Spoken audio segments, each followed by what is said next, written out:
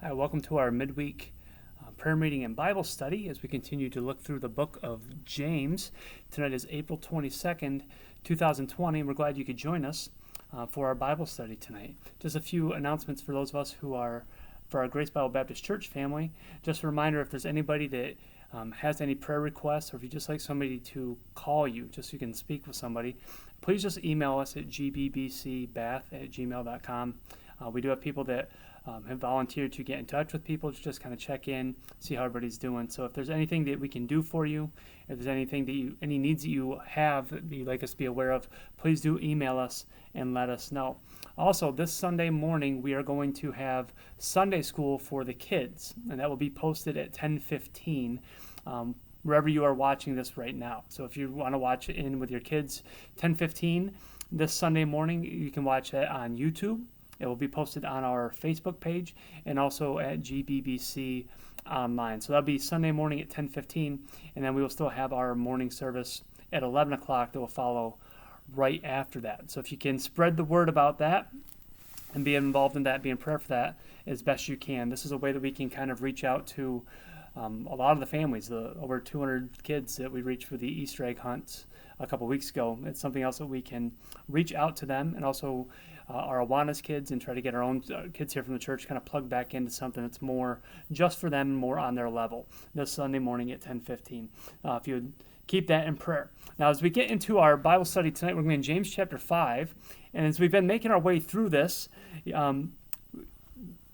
we are up to our 9th test that we're going to be looking at tonight. Now, we've talked about this, and if you have your outline, the PDF that was emailed to you, the outline of the study for tonight, there's a number of ways that you can outline or break up the book of James in order to understand and apply its content.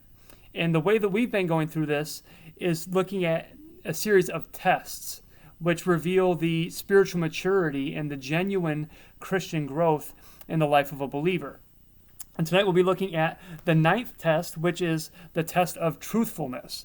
Now, leading up to this point, we've seen the test of perseverance and suffering, the test of blame and temptation, the test of response to the word, the test of impartial love, the test of righteous works, the test of the tongue, the test of humble wisdom, the test of worldly indulgence, and then last 2 weeks, the test of dependence and the test of patient endurance. And tonight we're going to get here into the test of truthfulness. And this is what's really important to note. I actually haven't gone through all the notes that we've gone through on the book of James, but I believe, I could be wrong, but I believe this is the only Bible study we've had so far up to this point. This is going to focus on one single verse. And our verse that we're going to focus in on tonight is James chapter 5, verse 12, which says, "But above all things, my brethren, swear not, neither by heaven, neither by the earth, neither by any other oath, but let your yea be yea, and your nay, nay, lest ye fall into condemnation." Now that's one verse, and it's not that long of a verse, just kind of a normal-sized verse, but we're going to break this up into 4 different points that I see here in this text that I think James is calling our attention to. And the first thing, if you have your outline, the first thing we see is the principal appeal. And we see that noted by the word where it says, above all things. Okay, that phrase that verse 12 begins with, above all things. Now that word above, if we're going to break down that small phrase, above all things, the first word we see is the word above. And obviously, if we're going to read this in context, we know that this means especially, supremely, chiefly, or principally. James here is writing and says, look, of all the other things I've written to you about, pay special attention to this. Above all other things we've talked about, above the test of perseverance and suffering, the blame and temptation, your response to the word, your impartial love, your righteous works, the test of your tongue, the humble wisdom, your worldly indulgence, the dependence, the test of your patient endurance, above all things, this is most important. And we see here when it says above, that means it's the most important thing that he is writing about, the most important thing that he wants to really nail down and hammer home to his audience. And this next thing we see is these words, all things. What does that encompass? All things means all things. That refers to everything that James has already previously addressed in this letter to these believers. We've seen the trials, the temptations, the idea of being hearers and doers of the word, not showing partiality, the relationship between faith and works, taming the tongue, the warning about wisdom of worldliness, boasting about tomorrow, and then having patience in suffering.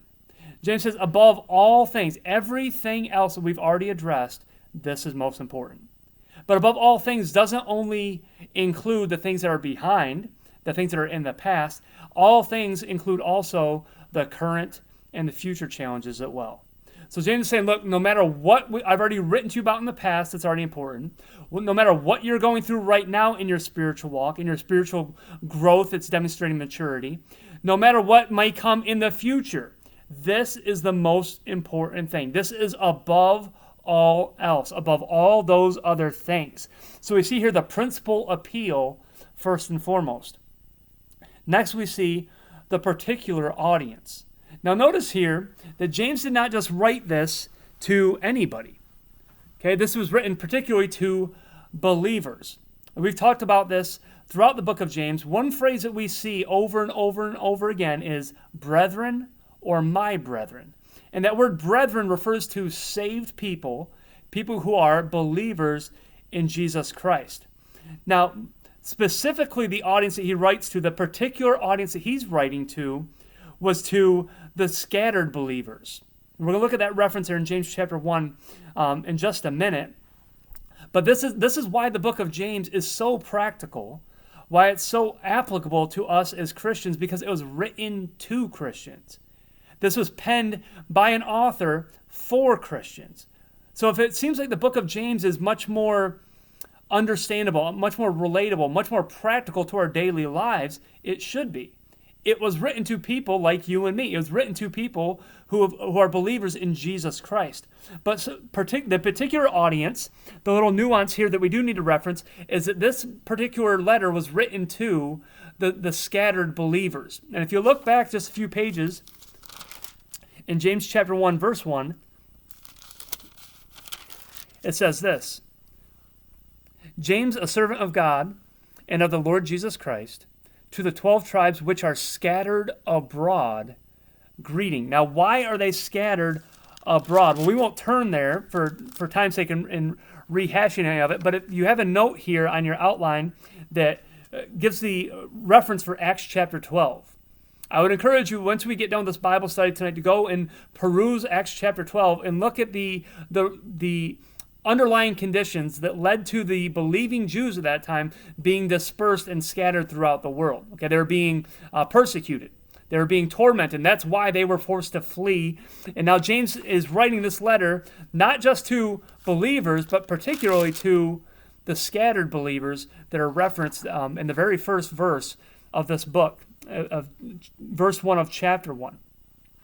So we see the term brethren that James uses to refer to the particular audience, but then we see, it goes further, he says, my brethren. So, well, what's the difference? The difference here is that using that word my, using that word personal, that personal pronoun, it's almost like he's taking a personal interest. It denotes his personal investment in this group of people. James is identifying here as a very personal, familial, and relational term. My brethren. And if I was going to give an example of this, if I was going to say kids, or some kids I know, or some children, that's way different than me calling out to my kids. Those are the ones who are closest to me. Using that word my denotes a passion in a relationship that exists that may or may not exist with every other person in that group. Now, if we see this in our own lives, hopefully if you have grown children that are saved, hopefully you have a closer relationship with your kids than you do just random people. Okay, there tends to be a closeness, a relationship, a familial bond between those who grow up in the same home, who share similar backgrounds. Well, here they come. James is writing to all those that were dispersed and all those that were scattered. But even though they may be residing in different towns, different cities at this point, James still has a very strong connection to this group of people. They weren't just believers. He doesn't refer to them as just some distant believers off in the distance. He doesn't say, hey, you Christians are kind of doing your own thing far away from me. He says, you are mine. I'm personally invested in you. I'm personally caring for you. I'm personally concerned about you. So pay attention to what I'm writing. So we see the principal appeal with above all things, the particular audience, my brethren. And next we see this prominent advice. And we're going to kind of this is kind of the crux of what we're going to focus on tonight. So we're going to spend a little more time here and see how this is not just something that is recorded for us. This is something that has really been repeated over and over again in the book of James. And the particular advice that James gives here in verse 12 is this: swear not. Swear not. But above all things, my brethren, I'm calling your attention to this, especially all you people that are saved, everybody that calls yourself a Christian, he says this: swear not. Don't make any oaths. And on our outline, if you see this under Roman numeral number 3, under swear not, under that prominent advice, it says, as he has done repeatedly in this epistle, James stressed that a person's speech provides the most revealing glimpse into his spiritual condition. Now, if you're just joining us for this study tonight and you haven't walked through the book of James with us the past couple months on Wednesday nights, we see here that this is a theme that James has kind of repeated. So we have the references here under number 2, under Roman numeral number 3, that we're going to cross-reference here just to kind of hammer home and to draw attention to and to reinforce that this is something that James has been concerned with since the very beginning chapter of this book. And starting in James chapter 1, verse 26, it says, if any man among you seem to be religious, and bridleth not his tongue, but deceiveth his own heart, this man's religion is vain. In chapter 2, verse 12, James says, so speak ye, and so do, as that they that shall be judged of the law of liberty. James says, look, there's some things here. The way that you speak reflects how real your faith is. And then in chapter 2, you should speak and act as if God's actually listening. If you believe that God really is omniscient and omnipresent the way that we believe he is, we ought to be really careful, and that should be reflected in the way that we speak to each other and the way that we speak in general. In chapter 3, we won't read all of it for time's sake, but in verses 2 through 11, we see that in verse 2 that there's many ways in which we offend. And James says one of the warnings he gives for Christians says, don't be offensive in your speech. Verses 3 through 6, he talks about the fire, that behold what fire a little spark kindleth. And he talks about how the tongue is just a small member, but it yields great power. Verse 5 says, even so the tongue is a little member and boasteth great things. Behold how great a matter a little fire kindleth. Verse 6, the tongue is fire. And it goes on and says this, a world of iniquity. So James is calling attention here, what we see in chapter 5, verse 12, this principal appeal that he makes to this particular audience, this prominent advice that he gives is something that's not just recorded one time. It's really a continuation and a repetition of a command and a warning that he's given many times already up to this point. Then we see under this, swear not, and then as verse 12 continues, it says, any other oath.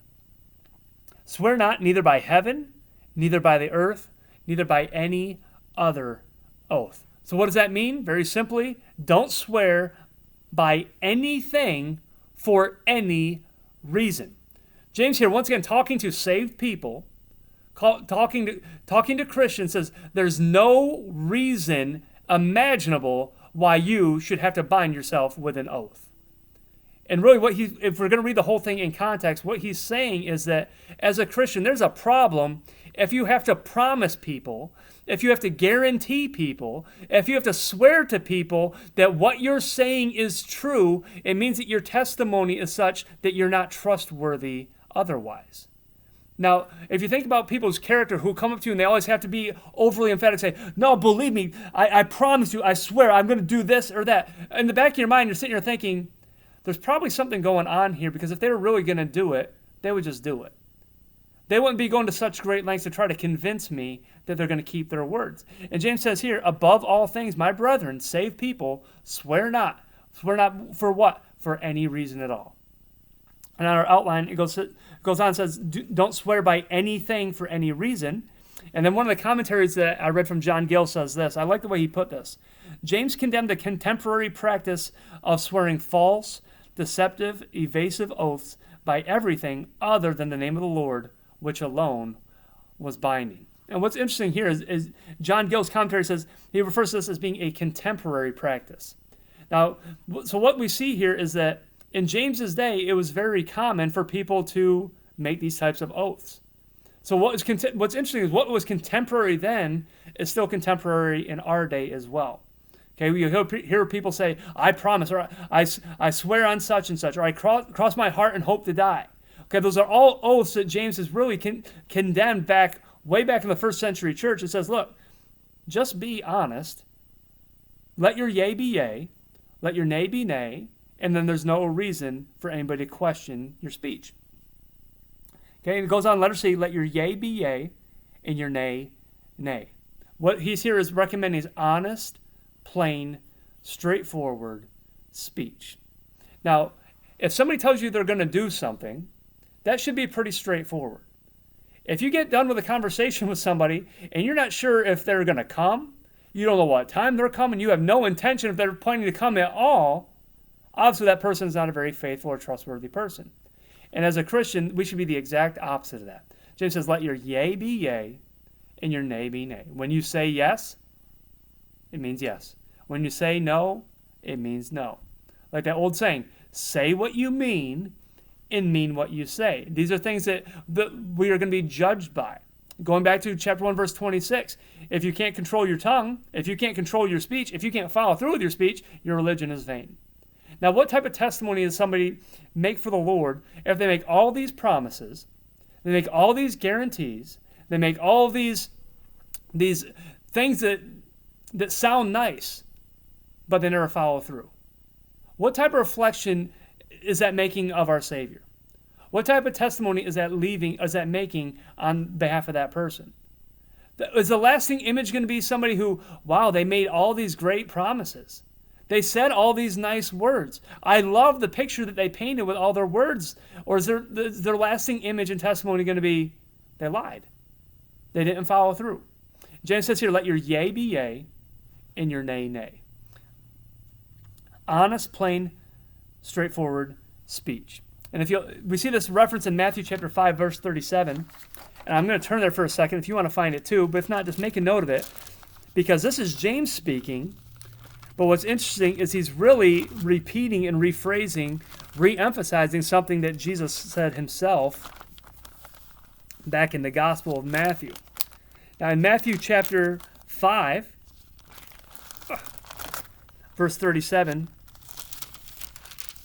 Jesus said, but let your communication be yea, yea, nay, nay.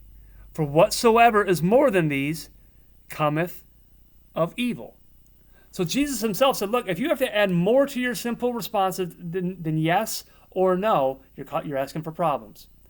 There's going to be a problem there. There's either already a problem with your character, where you have to try to preface or support what you're trying to say, or there's going to be a problem later on because you aren't able to follow through with what you said you would do.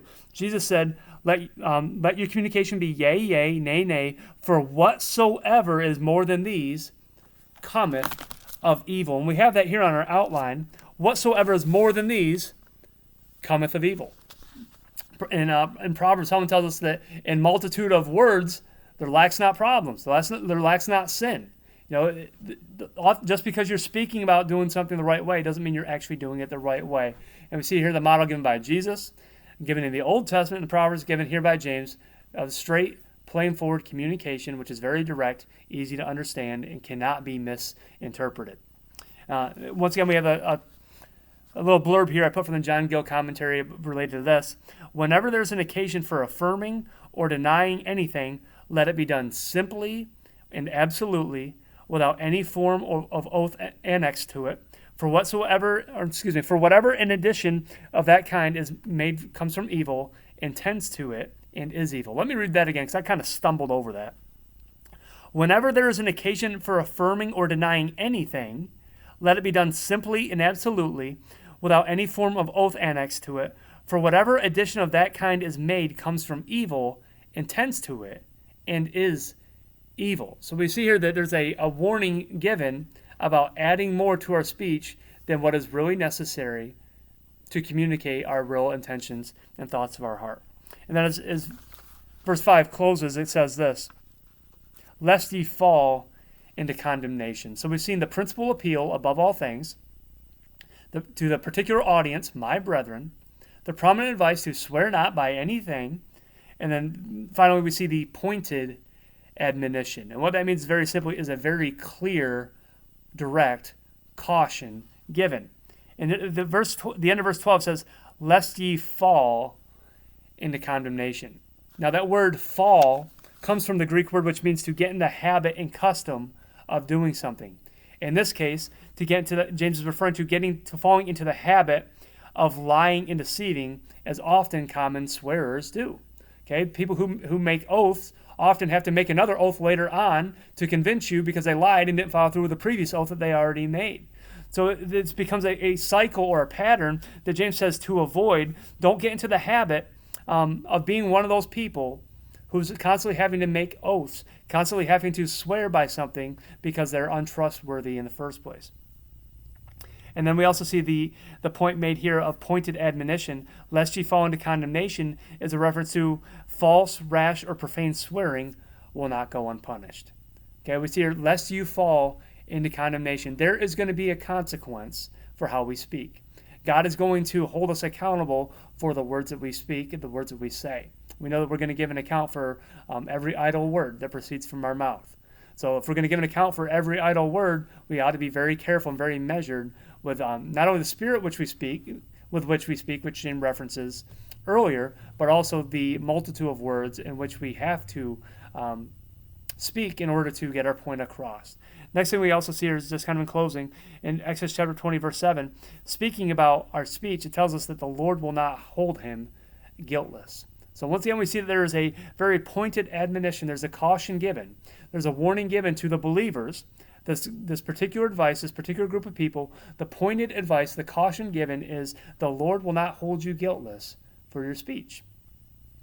And that's really what the emphasis is here, is the test of truthfulness. And as we consider all these things, first thing we have to consider in our own hearts that we have to test ourselves.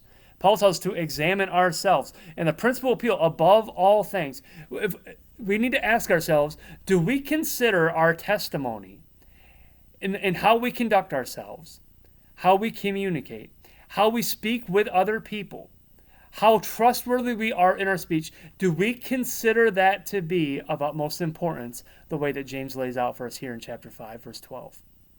Secondly, if we identify as Christians, if we are part of this particular audience that James is writing to, are you going around making oaths and swearing by things, even though we see very strong, direct advice given not to do those things?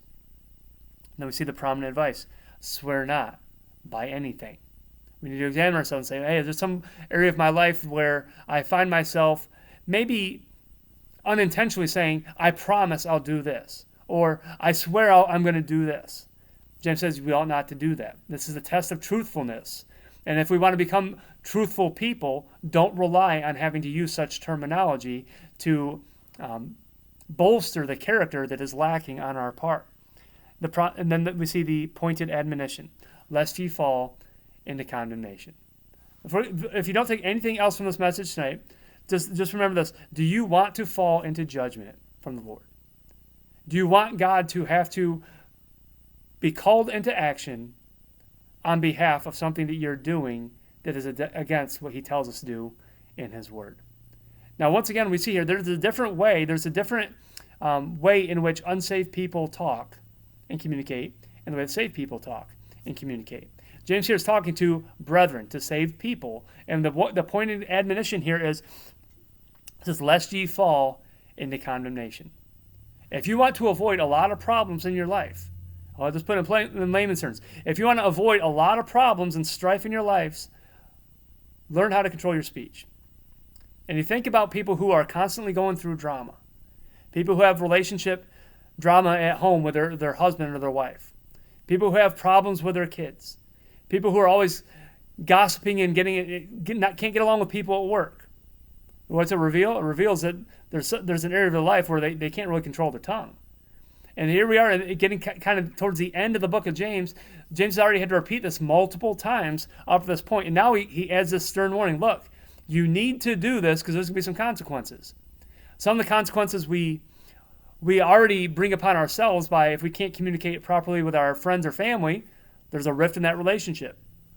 Here James says there's going to be some condemnation. There's going to be some judgment from the Lord if you can't control your speech. So we need to be careful here with this principal appeal, the particular audience, the prominent advice, and then the pointed admonition, and see how does that affect our lives? How does that relate to us in the lives of our life? In our particular lives, what does this test of truthfulness reveal about us? Are we speaking in ways that become saved people, that become brethren, brothers and sisters in the Lord? Or is there something lacking in our lives that we need to change in order to get our hearts right, to get our lives right, to live up to the standard that James has laid out for us? So hold on to these PDFs if you want. We'll pick up in James next week as we continue the study. As we go through next week, the study should be on the test of prayerfulness, okay, which is very fitting, seeming that we're about to go into our prayer meeting following this study. We're going to consider the test of prayerfulness as we look at the end of chapter 5 next week.